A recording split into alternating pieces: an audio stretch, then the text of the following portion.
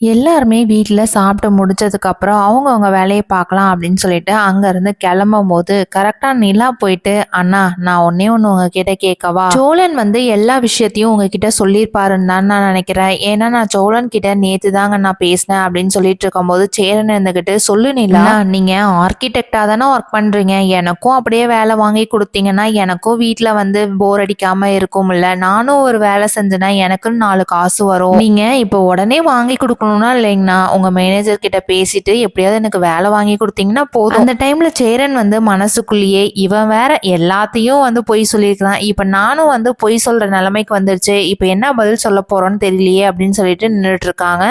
நிலா, நீ இப்பதானே படிச்சு முடிச்சிருக்க, கொஞ்ச நாள் வீட்ல ரெஸ்ட் எடு, எதுவா இருந்தாலும் அப்புறம் வந்து வேலை வாங்கிக்கலாம் அப்படின்னு சொல்லிட்டு இருக்கும்போது நிலா இருந்துகிட்டு, சரிங்கண்ணா நீங்க உங்களால முடிஞ்ச அளவுக்கு ட்ரை பண்ணுங்க, நானும் வந்து வெளியில எங்கேயாவது ட்ரை பண்றேன். நிலா வந்து சோழன் கிட்ட போயிட்டு, ஆமா எல்லாருமே கிளம்பிட்டாங்க வேலைக்கு, நீங்க வீட்ல இருந்து என்ன பண்றீங்க அப்படின்னு சொன்னதும் சோழன் வந்துகிட்டு, இல்ல நிலா அங்க 2 3 ஆள் போட்டிருக்கேன்ல, அவங்க எல்லாத்தையும் பார்த்துப்பாங்க. அந்த டைம்ல பல்லவன் போயிட்டு, அண்ணி நீங்க எதுக்கும் கவலைப்படாதீங்க, நான் வந்து வீட்ல தான் இருப்பேன், எப்படியும் காலேஜ் ஆரம்பிக்கிறதுக்கு இன்னும் 10 நாள் இருக்கு, அது வரைக்கும் உங்களுக்கு போர் அடிக்காம போகும், அதுக்கு மேல வேணா உங்களுக்கு போர் அடிக்கும். அந்த டைம்ல சோழன் வந்து மனசுக்குள்ளேயே, இவன் எங்கேயாவது உண்மையெல்லாம் உளறிட்டானா அதுக்கப்புறம் போச்சு, அப்புறம் நிலா நம்ம கிட்ட பேசவே மாட்டா அப்படின்ற மாதிரி நினைக்கிறாங்க. சேரனுக்கு வந்து கார்த்திகாவையே கல்யாணம் பண்ணி வச்சா நல்லா இருக்கும்னு நினைக்கிறவங்க இந்த வீடியோக்கு மறக்காம ஒரு லைக் போட்டுக்கோங்க. தேங்க்யூ.